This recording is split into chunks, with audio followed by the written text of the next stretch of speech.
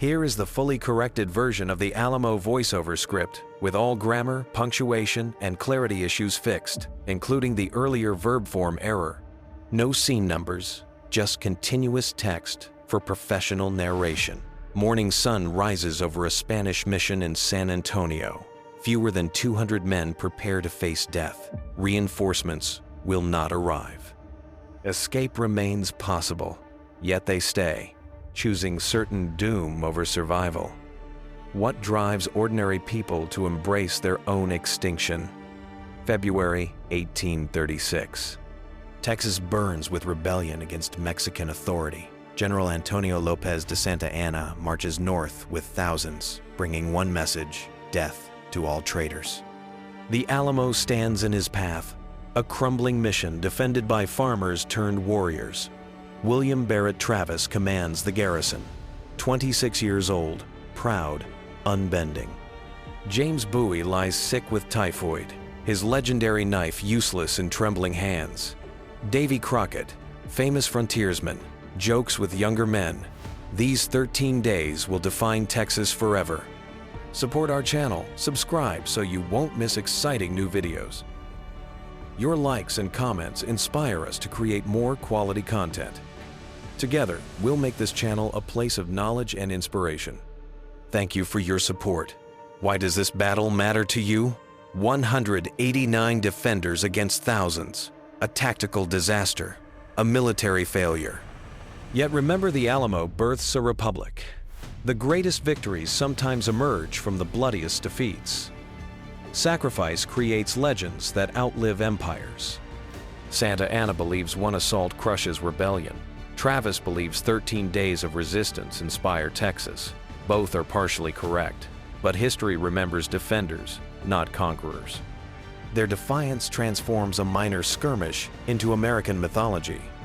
Sometimes losing battles wins wars. Inside the mission, men write final letters to families they will never see. Some pray, others sharpen bayonets. A few play fiddles while comrades dance. They joke about death because terror lurks beneath every word. These final days reveal humanity stripped bare. The siege begins on the 23rd of February. Mexican artillery pounds limestone walls built for prayer, not warfare. Defenders crouch behind crumbling barriers, rationing ammunition, watching enemy numbers multiply. Time becomes the cruelest enemy. Nobody speaks the obvious truth. Travis watches Santa Anna's army encircle the compound. 5,000 soldiers, artillery pieces, positioned for maximum destruction. The general plants a blood-red banner. No quarter, no mercy. Travis understands perfectly. He gathers his men with steady voice. Gentlemen, we face annihilation or surrender. I am James Bowie, burning with fever. My knife made me famous across frontier taverns. Now disease makes me helpless. From this cot, I hear cannons shake walls. Travis asks if I stay or flee. Through cracked lips, I came to Texas to die fighting. The mission itself holds secrets. Built in 1718 by Spanish Franciscans, it served as spiritual fortress for indigenous converts. Now it becomes military fortress for Anglo rebels. The chapel's stone walls, meant for hymns, now absorb artillery fire. Sacred space transforms into killing ground. Davy Crockett arrived 3 months ago seeking fresh beginnings after political defeat in Tennessee. At 50, he could have remained safely obscure. Instead, he journeys west with his fiddle, his rifle, Old Betsy, and stories tall enough to distract frightened men from approaching doom. Night falls on the second day. Mexican bands play martial music, denying defenders sleep. Psychological warfare supplements, artillery bombardment. Travis writes another dispatch. I shall never surrender or retreat. His words sound heroic on paper. His hands shake while sealing the letter. Courage and terror share one heart. I am Juan Seguin, commanding Tejano defenders. Born in this town, I fight as native, protecting homeland from tyranny. Mexican by blood, Texan by choice. My men face terrible irony, aiming rifles at their own countrymen. Principle transcends nationality.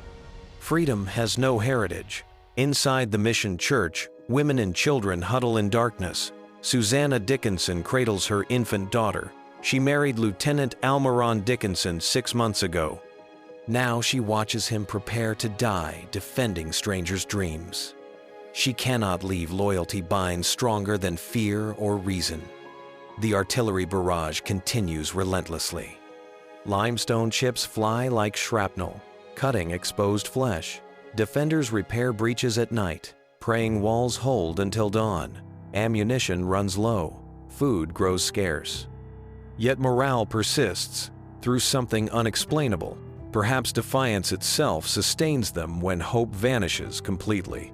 Santa Anna studies the Alamo through his telescope, seeing weakness, crumbling walls, exhausted defenders, inevitable victory. His officers suggest negotiation. The general refuses. These rebels must die as examples. Texas must learn the price of defying authority. He orders unceasing bombardment. Break bodies first, spirits afterward. Travis draws his famous line in the dirt. Fact or legend, you decide. The story claims he offered choice: cross and die beside him, or flee into darkness. Every man crosses, even Bowie, carried on his cot, demands inclusion. The line becomes symbol boundary between cowardice and conviction. I am 16 years old, William Philip King, the youngest defender here.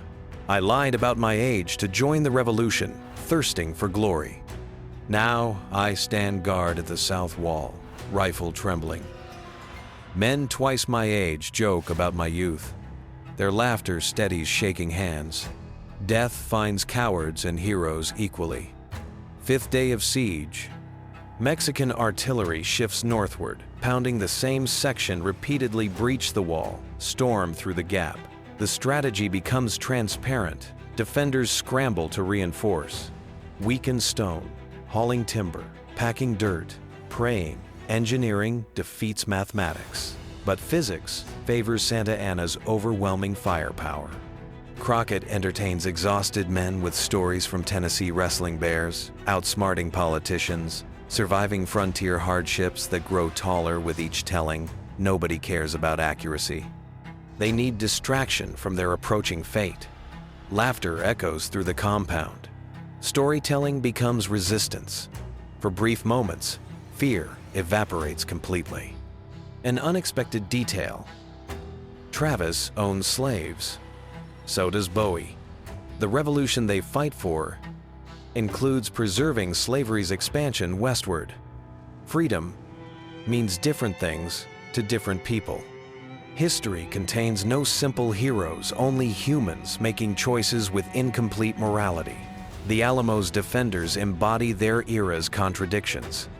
Captain Juan Seguin receives orders from Travis, escape through enemy lines, carry messages to Houston's army. Seguin protests he wants to die beside friends.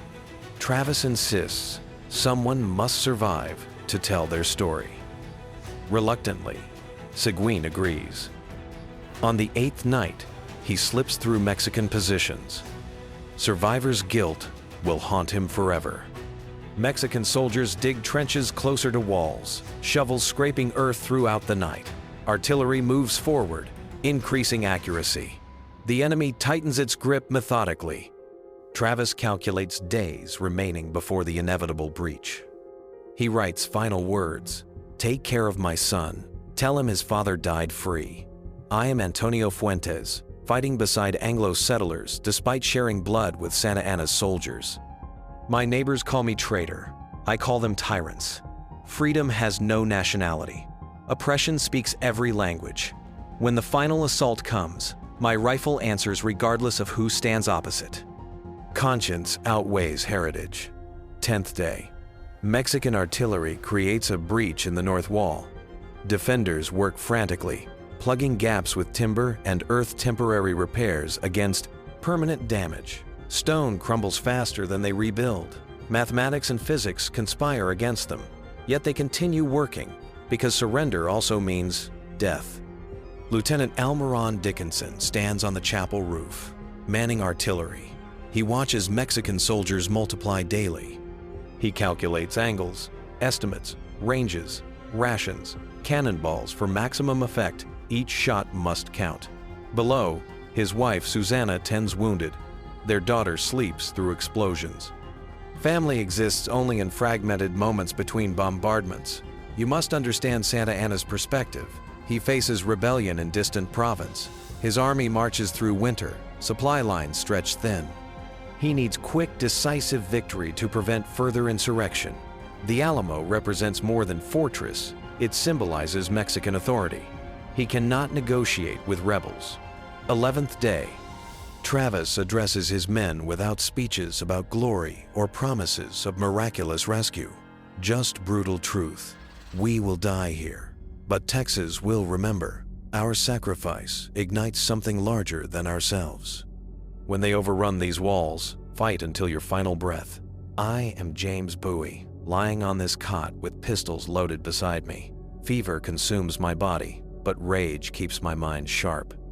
I imagine the assault Mexican soldiers pouring through breaches. I cannot stand. I cannot swing my knife, but I can shoot. My final contribution requires only steady aim. Crockett cleans Old Betsy for the 100th time. The rifle represents Tennessee, his past life, simpler days hunting in forests where death arrived from nature, not artillery. He contemplates irony, famous for killing bears, remembered for dying beside strangers. His legend will outlive his flesh. Night of March 5th, defenders sense approaching doom. Mexican artillery falls silent for the first time in 13 days. The quiet feels more ominous than bombardment. Men check ammunition, sharpen bayonets, write final thoughts in journals. Some pray, others simply stare into darkness, waiting. Santa Anna briefs his officers. 4 columns attack simultaneously from different directions. Overwhelming force, precise coordination. Bugles signal the assault. No prisoners, no mercy. Mexico must demonstrate strength to prevent future rebellions. The general sleeps peacefully tonight. Generals always sleep. Soldiers lie awake, contemplating mortality. March 6th, 4 o'clock. Complete darkness. Mexican bugles shatter silence like glass. 5,000 soldiers surge toward walls. Defenders scramble from sleep, grabbing weapons, rushing to positions. Artillery opens fire blindly into darkness. The final battle begins. 13 days of waiting end in chaos.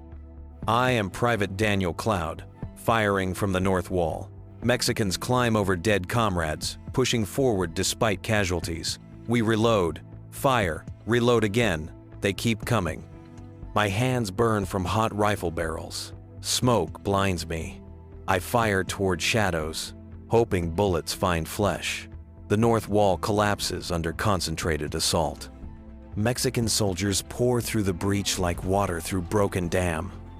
Travis runs toward the gap, rallying defenders. A bullet strikes his forehead. He falls. Command structure disintegrates. Each man fights independently now. The battle becomes individual survival. Crockett defends the palisade with rifle and knife. Mexicans swarm over wooden barriers. He swings Old Betsy like club, knocking soldiers backward. His buckskin shirt is drenched with blood, some his, mostly others. Around him, defenders fall. He keeps fighting. Surrounded, he raises the rifle one final time. Inside the church, you would hear the battle approaching. Susanna Dickinson clutches her daughter. Explosions shake walls. Gunfire echoes through corridors. Her husband, Almaron, fires artillery until Mexican soldiers climb the walls. He turns, sees her face one final time. A bullet ends their marriage. I am James Bowie. Mexican soldiers enter my room. I raise pistols, shoot, twice. 2 soldiers fall. Others storm forward with bayonets. They pierce my body repeatedly. I die on this cot, too weak to stand, but strong enough to kill twice more. The famous knife remains sheathed. Mexican soldiers fight through courtyards, rooms, corridors, hand-to-hand combat replaces rifle fire. Men grapple in darkness. Bayonets find flesh. Skulls crack under rifle butts. The battle lasts 90 minutes. It feels like eternity. 189 defenders die. Mexican casualties exceed 1,000. The shooting stops. Dawn reveals carnage. Bodies fill the courtyard. Mexican and Texan intermingled in death's democracy. Smoke drifts through shattered walls. Santa Anna surveys his victory. He won, but the cost exceeds expectations. Fewer than 200 rebels killed thousands. Victory tastes like ashes. Mexican soldiers identify defender bodies. Travis lies near the north wall, bullet through forehead. Bowie rests on blood-soaked cot. Crockett's buckskin clothing makes identification easy. Santa Anna orders defenders' bodies burned, no graves, no markers. Erasing physical evidence cannot erase memory. Smoke rises, legends solidify. Susanna Dickinson emerges from the chapel holding her daughter. Mexican officers escort her through carnage, bodies everywhere. Blood pools in courtyard dust. Her husband lies dead near artillery position. Santa Anna spares her. Deliberately, she must tell Texas what happens to rebels. She becomes unwilling messenger. I am Private Henry Warnell, sole defender, escaping the final assault. Wounded, I flee into countryside. Gangrene consumes my body over weeks. Months later, I die from infected wounds.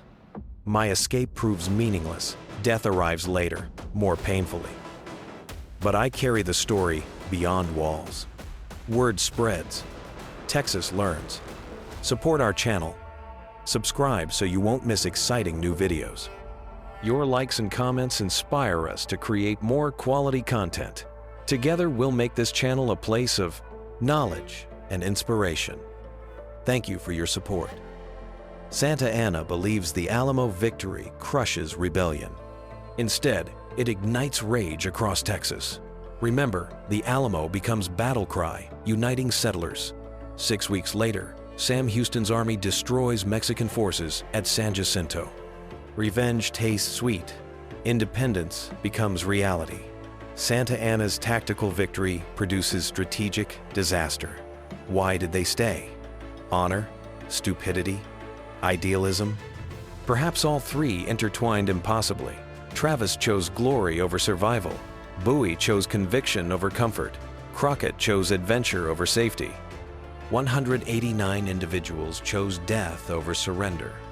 Their collective sacrifice transforms defeat into inspiration that births nations. Mexican soldiers suffer nightmares for years afterward.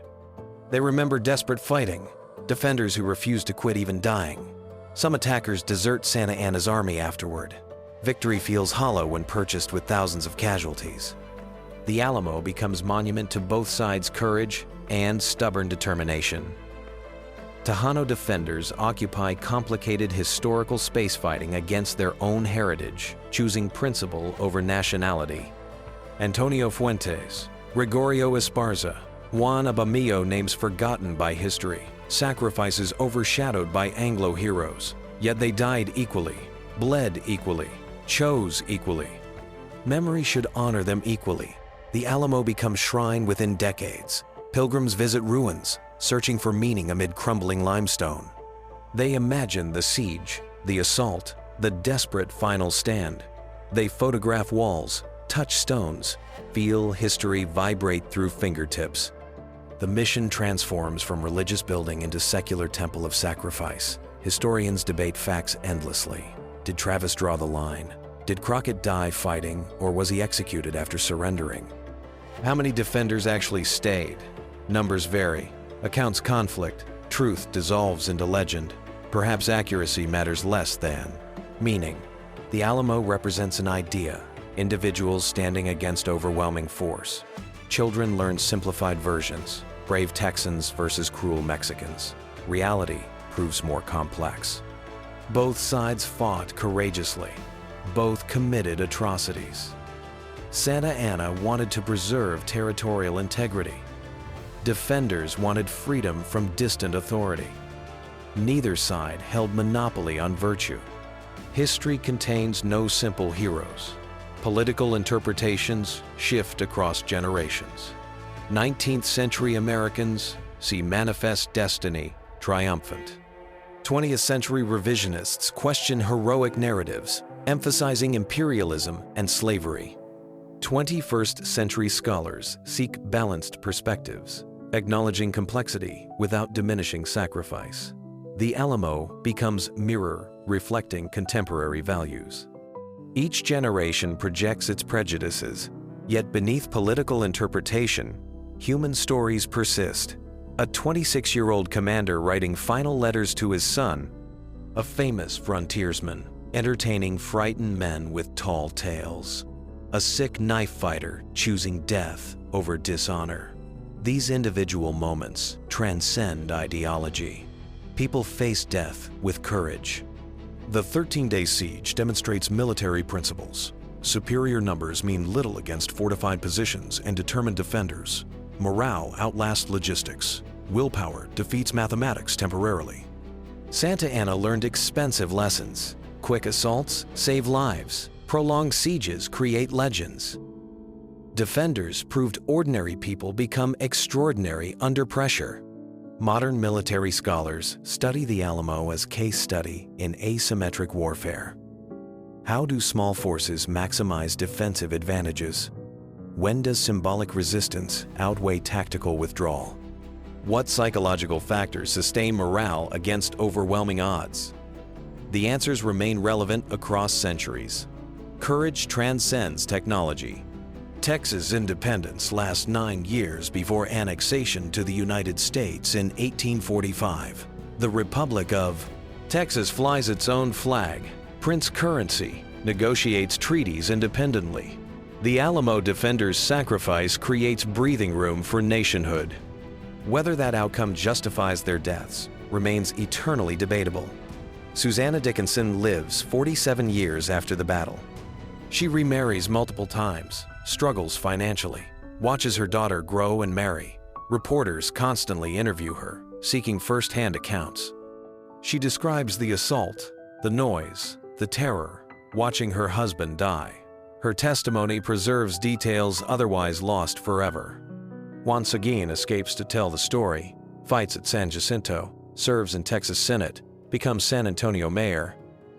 But suspicion follows him, too Mexican for some Texans, too Texan for some Mexicans. Eventually, he flees to Mexico, caught between cultures. Heroism cannot overcome racism's poison. Letters from the Alamo reach families months later. Parents learn sons died. Wives discover husbands perished. Children lose fathers. The words sound heroic. Victory or death. Never surrender. Freedom worth dying for. But ink cannot resurrect the dead. Glory provides cold comfort to widows and orphans. The Mexican perspective remains largely unexamined by history. Soldiers who assaulted the Alamo were conscripts, not volunteers forced into service. Many died following orders they privately questioned. Their families mourned equally. Their courage matched defenders, yet history remembers them only as faceless enemies, denied names and stories. Anniversary ceremonies occur annually at the Alamo. Politicians make speeches. Reenactors fire muskets with blank cartridges. School children tour grounds, touching walls their textbooks describe. Remember, the Alamo echoes through generations. But what exactly should you remember? The courage, the futility, the complexity, perhaps all three simultaneously. Hollywood transforms the Alamo into entertainment repeatedly. John Wayne directs and stars in a 1960 epic emphasizing heroism. Multiple remakes follow. Each version simplifies complexity, enhances heroism, erases nuance. Audiences demand clear narratives, good versus evil, freedom versus tyranny. Reality's ambiguity disappoints ticket buyers. Modern San Antonio surrounds the Alamo with urban sprawl and commercialism. Tourists visit between shopping trips. The mission sits incongruously amid hotels and gift shops selling miniature rifles and coonskin caps. Commercialization dilutes sanctity, yet pilgrims still arrive seeking connection to that desperate March morning. Geography remembers what humans forget. What would defenders think of their legacy? Would Travis approve of monuments bearing his name? Would Crockett laugh at his Hollywood portrayal by Fess Parker? Would Bowie recognize his sanitized legend? Perhaps they would feel ambivalent, honored but misunderstood, celebrated but simplified into caricatures stripped of humanity. The Alamo teaches uncomfortable truths you must confront. Courage and foolishness intertwine impossibly. Heroism requires stupidity. Rational people retreat. Legends emerge from suicidal decisions. Travis could have withdrawn, saved his men, fought strategically. He chose glory instead. Whether that makes him hero or fool depends entirely on your perspective. 189 people died defending crumbling walls in a forgotten mission. Each had families, dreams, fears like yours. Each chose death over surrender. Each believed freedom justified sacrifice. Whether they were right remains eternally debatable. That they believed it proves eternally inspiring to those who remember.